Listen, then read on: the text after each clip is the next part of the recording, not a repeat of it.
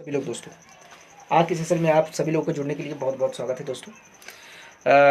क्योंकि जैसा कि आप सभी लोग जानते हैं कि हम लोग डेली बेसिस पे इसलिए हम लोग करंट अफेयर्स डिस्कस करने का काम करते हैं दोस्तों। तो उसी संदर्भ में उसी क्रमशः में आज हम लोग हमारे पास एक करंट अफेयर्स के रूप में आप देख सकते हैं एक चीज़ उभर कर आ रही है दोस्तों सामने, जिस पे हम सभी लोग को बात करना बहुत ज़रूरी है, जो कि एक बहुत ही क्रिटिकल तरीके से एक कह सकते हैं विनोद दोस्तों कि एक मुद्दा है, जटिल मुद्दा है और एक अवेयर्ड मुद्दा है दोस्तों, जिसके बारे में हम लोग सभी लोग को जानना बहुत ज़रूरी है। कहा जा रहा है कि नकली नोट और आतंकवाद के लिए 100 से भी ज़्यादा दोषी पाए गए हैं हाल फिलहाल के सालों में। आइए इस पर विशेष चर्चा में बात करते हैं, विशेष तौर पे हम बात करते हैं। चर्चा में क्यों है दोस्तों, राष्ट्रीय जांच agency NIA, national intelligence agency, राष्ट्रीय जांच एजेंसी NIA के द्वारा जाली नोट और आतंकवाद के मामलों में पिछले 18 माह में 100 से अधिक आरोपियों को दोषी ठहराया गया है दोस्तों।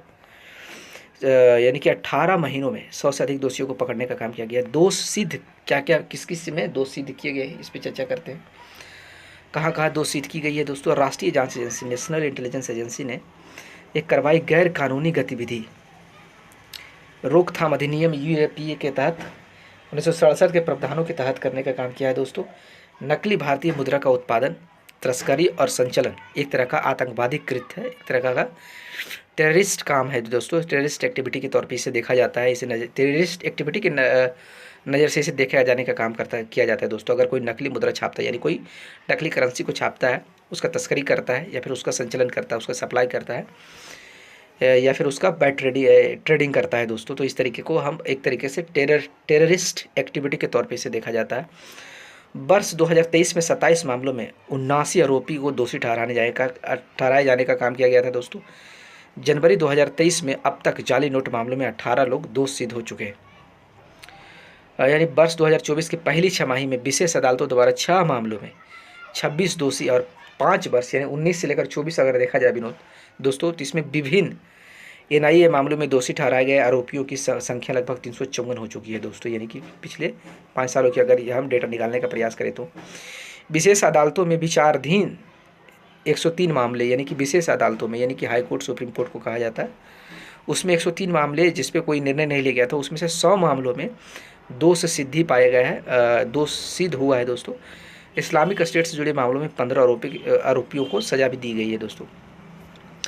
अब समझते हैं कि जाली नोट से क्या खतरा होता है। अगर कोई देश में अगर जाली नोट का एक तरीके से सप्लाई हो रहा है, प्रोडक्शन हो रहा है, एक तरीके से उसको बनाया जा रहा है दोस्तों, तो उसका क्या एक तरीके से बैड इफेक्ट क्या है, एक तरीके से अगर देखा जाए तो उसका खतरा क्या पड़ता है, इकोनॉमी पे क्या असर पड़ता है, किस तरीके से नुकसान पहुंचाता है एक देश को। देश विरोधी तत्वों द्वारा अवैध रूप से जाली मुद्रा का निर्माण किया जाता है दोस्तों, यानी कि एक तरीके से अवैध रूप से इसे बनाए जाने का काम करता है और देश विरोधी तत्व द्वारा किया जाता है, यानी कि एक तरीके से टेरर फंडिंग के तौर पे इसे देखा जाता है कि जो एक तरीके से सरकार में विश्वास नहीं करता उसके द्वारा बनाया जाता है, अवैध रूप से बनाया जाता है।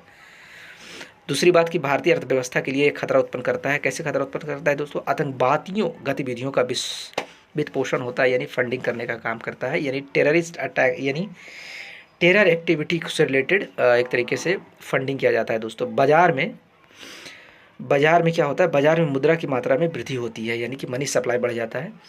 वस्तुओं और सेवाओं की मांग में वृद्धि हो जाती है, यानी कि गुड्स और सप्लाई की एक तरीके का डिमांड बढ़ जाता है दोस्तों। मुद्रा का अवमूल्यन हो जाता है, पैसे की कीमत गिर जाती है। देश में जाली नोटों की मात्रा कितना है, किस तरीके से है दोस्तों, इस पर एक नज़र डालने का प्रयास करते हैं। देश में जाली नोटों की मात्रा NCRB की रिपोर्ट के अनुसार बात करें, नोटबंदी के बाद शुरुआत में नकली नोटों का प्रचलन में थोड़ी कमी आई थी, लेकिन बाद में फिर वर्षों में से फिर तेज़ी से बढ़ोतरी देखने को मिला है दोस्तों। किस वर्ष में कितने जाली नोट को जब्त किया गया है उस पर एक नज़र डालते हैं। वर्ष 2015 की अगर बात करें तो हाँ, वर्ष 2015 में 15.48 करोड़ रुपये जो नकली नोटों के रूप में जब्त किया गया था दोस्तों। वर्ष 2016 में 15.92 करोड़ रुपये नकली नोटों के रूप में जब्त किया गया था। वर्ष 2017 में 28.10 करोड़ रुपये नकली नोटों के रूप में जब्त किया गया था। वर्ष 2018 में 17.95 नकली करोड़ रुपये के रूप में जब्त किया गया था। वर्ष 2019 में 25.39 करोड़ नकली नोट के रूप में जब्त किया गया था। वर्ष 2020 में 92.17 करोड़ नकली नोट के रूप में जब्त किया गया था।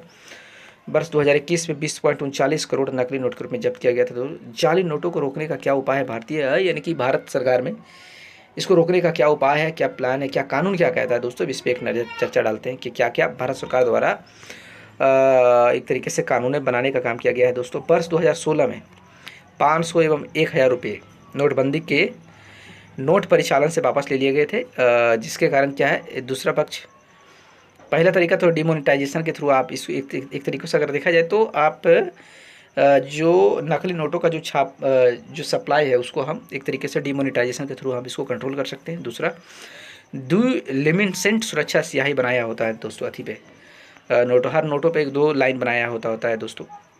इसे वैज्ञानिक और औद्योगिक अनुसंधान परिषद यानी CSIR के द्वारा ही बनाया जाता है, जो कि एक तरीके से यूनिक होता है। राष्ट्रीय भौतिक प्रयोगशाला ने विकसित किया जाता है दोस्तों। यह नोटों में अलग अलग स्रोतों द्वारा प्रकाशित होने पर हरे तथा लाल रंग के दिखाई देते हैं दोस्तों। यह नोटों में अलग अलग स्रोतों द्वारा प्रकाशित होने पर हरे तथा लाल रंगों का दिखाई देता है दोस्तों, यानी लाल और हरा रंग दिखाई देगा। टेरर फंडिंग एवं फेक करेंसी सेल का गठन कब हुआ था? आइए तीसरा मुद्दा जो निकल कर आ रहा है, तीसरा तरीका जो जाली नोट रोकने का भारत सरकार के पास है दोस्तों, वो है टेरर फंडिंग एवं फेक करेंसी सेल का गठन। ये क्या है, इस पर एक चर्चा करते हैं। राष्ट्रीय जांच agency NIA, national intelligence agency के अंतर्गत आता है टेरर फंडिंग एवं फेक करेंसी सेल का गठन, यानी कि इसका फॉर्मेशन जो होता है दोस्तों NIA के तहत आता है।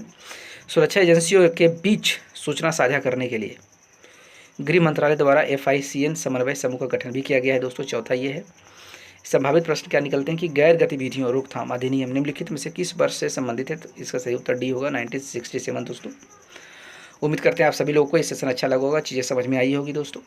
बाकी चीज़ें हम अगले लेक्चर में रखने का काम करेंगे, बाकी बात हम अगले लेक्चर में करने का काम करेंगे।